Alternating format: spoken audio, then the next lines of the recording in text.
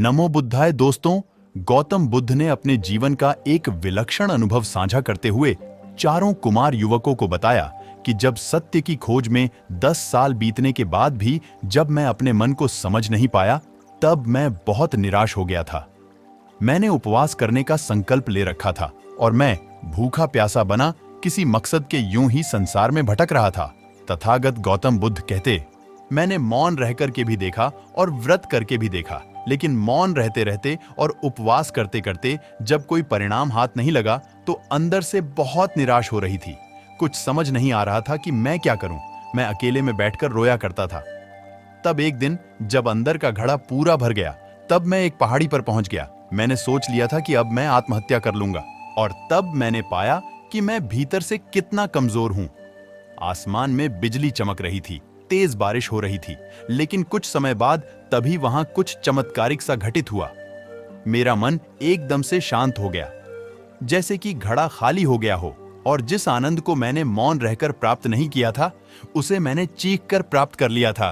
तब मैंने एक और चीज जानी कि बाहर से मौन रहने से कुछ नहीं होता, भीतर से मौन रहना पड़ता है। कई बार मन पर बहुत ज्यादा दबाव हो जाता है, मन बोझ तले दब जाता है, मन का घड़ा भर जाता है। ऐसी परिस्थिति में यदि व्यक्ति चुप रहता है तो अपने बोझ के तले ही दबता रहेगा, उसका आंतरिक विकास नहीं हो पाएगा। ऐसी स्थिति में व्यक्ति को चुप नहीं रहना चाहिए, उसे अपने मन का बोझ हल्का करना चाहिए, किसी अपने से अपनी मन की बात को साझा करना चाहिए, और जब अंदर से मन का घड़ा खाली हो जाए तब मौन रहकर अभ्यास करना चाहिए। तब असली मन का महत्व समझ आता है। संध्या का समय था। बुद्ध ने उन चारों कुमार युवकों को उपदेश दे रहे थे। चारों कुमार युवकों को तथागत के पास आए। केवल 5 महीने हुए थे और इन 5 महीना में ही उनकी वृद्धि बहुत थी। एक कुमार युवक ने तथागत से सवाल किया।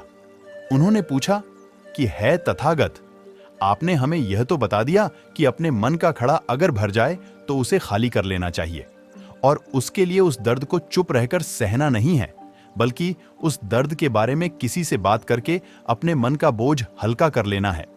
लेकिन आपने यह नहीं बताया कि किन परिस्थितियों में आखिर चुप रहना चाहिए, किन जगहों पर आदमी के चुप रहने से उसे फायदा होता है। तथागत ने सभी से संकल्प लेते हुए कहा कि तुम्हें 2 दिनों तक मौन रहना है।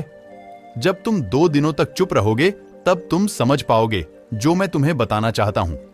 तब मैं तुम्हें 5 ऐसी जगह के बारे में बताऊंगा जहां तुम्हें चुप रहना है, और तभी तुम उन बातों को समझ पाओगे। लेकिन याद रखना, चुप रहने का संकल्प केवल तुम्हें पता है। किसी को मत बताना कि तुमने चुप रहने का संकल्प ले रखा है। 2 दिनों के चुप रहने का संकल्प लेकर वह वापस आश्रम लौट आते हैं। अगली सुबह आयुर्वेदिक खानपान पर तर्क वितर्क होने वाला था, जिस पर चारों कुमार युवकों ने भी हिस्सा ले रखा था। तर्क वितर्क शुरू हो चुका था, लेकिन चारों कुमार युवकों ने तो संकल्प ले रखा था। चारों को उनकी चेतावनी अच्छे से याद थी कि उन्हें 2 दिन तक पूरी तरह मौन रहना है, चुप रहना है। मठ के विद्यार्थियों के वहां पर भंतेगण भी मौजूद थे। सभी ने सोचा कि इन चारों कुमार युवकों के पास कोई तर्क नहीं है, वह बिल्कुल तर्कहीन और बुद्धिहीन है। मठ में चर्चा चल रही थी कि भला ऐसे कुमार युवक राज्य को कैसे संभाल पाएंगे। कुमार युवकों के सहपाठी उनके मुंह पर ही मजाक बनाने लगे। एक विद्यार्थी ने तो बड़े ही अकड़ के साथ उनका रास्ता रोक लिया और उनसे कहने लगा कि यह मत समझना कि तुम हमसे किसी चीज में बेहतर हो, तुम राजा के बेटे हो, बस यह ही तुम्हारे पास उपलब्ध है। भला यह भी कोई उपलब्धि है? जब उनको इस तरह की कई आलोचना सहनी पड़ी तो उनके मन में टीस उठने लगती। उन्हें समझ नहीं आता था कि उन्होंने चुप रहने का यह संकल्प क्यों ले लिया। अब धीरे धीरे जब क्या हुआ कि स्वयं के प्रति हो रहे आलोचकों, मजाकों का जब वह कोई जवाब नहीं देते तो इससे सब उन्हें कायर भी समझने लगे। अब वह करें तो क्या करें? क्या किसी को कुछ बात भी नहीं सकते थे कि उन्होंने चुप रहने का संकल्प ले रखा है? उनके पास केवल देखने और सुनने के अलावा कोई और विकल्प भी नहीं था। रात का भोजन करने के बाद बिस्तर पर लेटे हुए चारों कुमार युवक आज दिन भर के बारे में सोच रहे थे। अगली सुबह तलवारबाजी और धनुविद्या की प्रतियोगिता होने वाली थी। तेजी से चल रही हवाओं के बीच मटकियों को निशाना बनाना था। जब पहले कुमार युवक ने मटकी को निशाना साधना शुरू किया तो उसके मन में बस यही विचार चल रहा था कि हवा की गति कब बदल रही है। वह हवा की गति के साथ अपने तीर के साथ संतुलन बना लेता है तो वह यह प्रतियोगिता जीत सकता है। यह विचार उसके मन में धनु विद्या का अभ्यास करते हुए पहले कभी नहीं आया था। यह विचार बिल्कुल नवीन था। अपने लक्ष्य का सही भेदन करके उसने वह प्रतियोगिता जीत ली। विद्यार्थियों और आचार्यगण के बीच फिर से चर्चा होने लगी कि चाहे तर्क शक्ति ना हो, लेकिन कुमार युवक धनु विद्या में बहुत अच्छे हैं। निशाना बहुत सधा हुआ है। आज की रात उन्हें बड़ी चैन की नींद आई और सुबह होते ही तथागत गौतम बुद्ध के पास पहुंच गए। वह अपने बहुत दिनों के अनुभवों को बुद्ध से साझा करने के लिए उतावले हो रहे थे। सबसे पहले वाले कुमार युवक से तथागत ने पूछा कि कुमार, तुम्हारा अनुभव कैसा रहा? उस युवक ने कहा, हे तथागत, मैं तर्क शक्ति में निपुण था। मैं धनुविद्या या तलवारबाजी ज्यादा नहीं जानता, लेकिन वह चुप रहने के कारण अपने तर्क ही पेश नहीं कर पाया।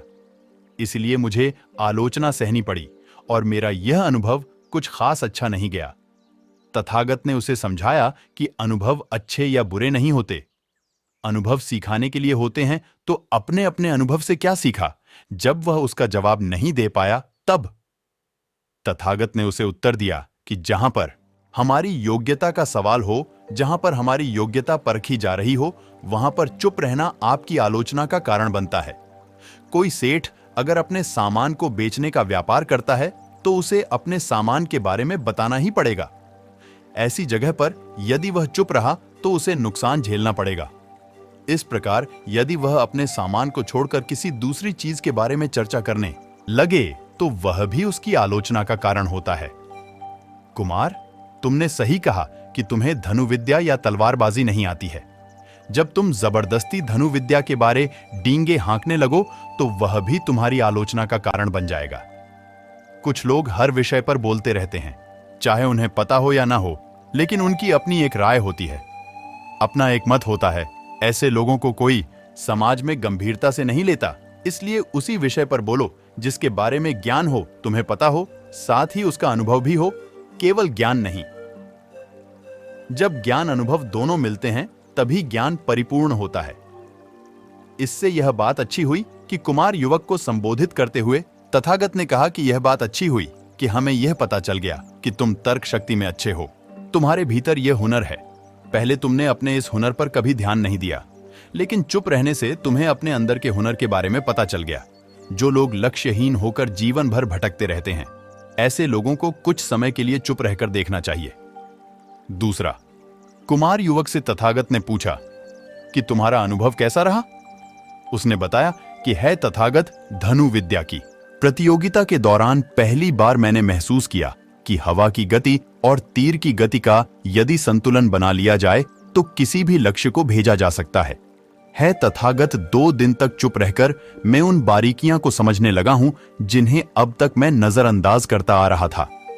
तथागत ने कहा कि जिस प्रकार हवा की गति और तीर की गति में संतुलन जरूरी होता है, उसी प्रकार सांसारिक जीवन में अपना लक्ष्य प्राप्त करने के लिए आपको आध्यात्मिक और सांसारिक जीवन में संतुलन स्थापित करना होगा। आध्यात्मिक और सांसारिक जीवन में संतुलन स्थापित करने के बाद आप बड़े आसानी के साथ और बहुत जल्दी ही अपने लक्ष्य तक पहुंच सकते हैं। कुछ लोग सांसारिक जीवन में इतना खुल जाते हैं कि उनके पास खुद के लिए समय नहीं होता। वह अपने परिवार को समय देते हैं, अपने काम को समय देते हैं, लेकिन जब खुद की बारी आती है तो वह खुद को समय नहीं देते और इसी वजह से उनका आध्यात्मिक विकास नहीं हो पाता। इसीलिए ऐसे लोग पारिवारिक सुख या धन संपदा हासिल कर लें, लेकिन वह अपनी आंतरिक शांति का अनुभव नहीं कर पाते। चारों कुमार युवकों को तथागत ने चेतावनी देते हुए कहा कि कुमारों, कल को तुम्हारा जीवन राज्य के लिए समर्पित हो जाएगा। तुम एक अच्छे राजा बनने के लिए तैयार हो जाओ।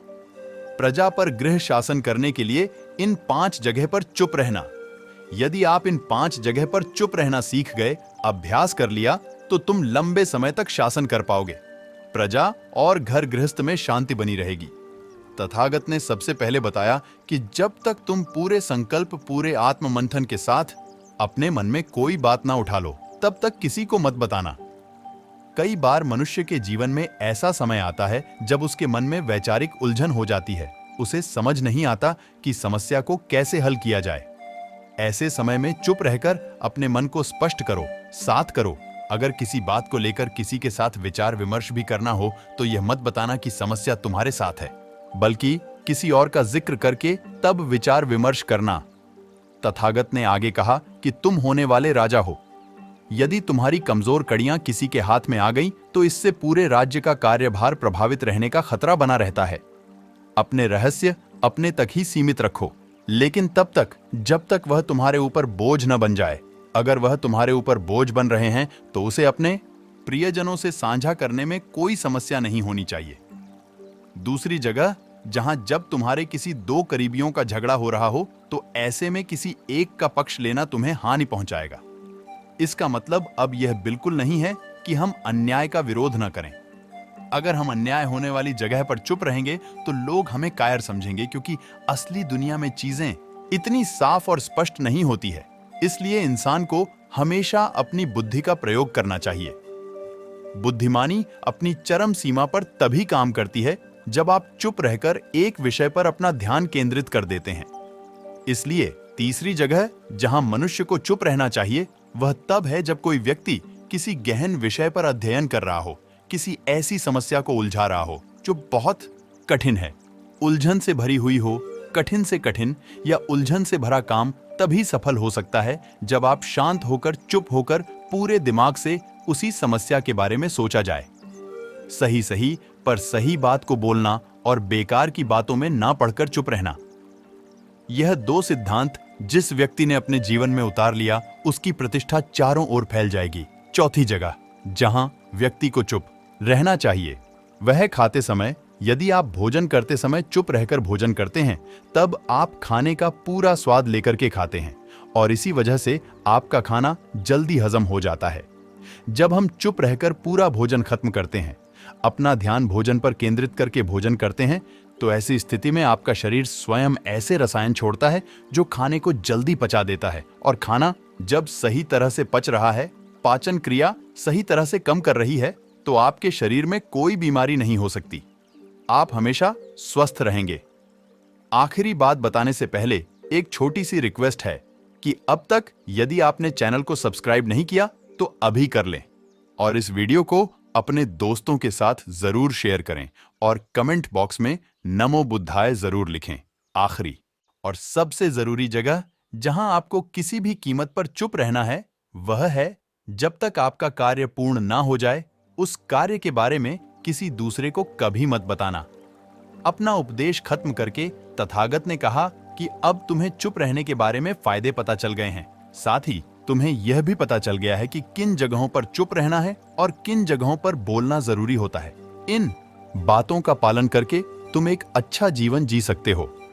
अपनी प्रजा के प्रति तुम्हारा जो कर्तव्य है उसे अच्छी तरह से निभा सकते हो। नमो बुद्धाय दोस्तों, धन्यवाद।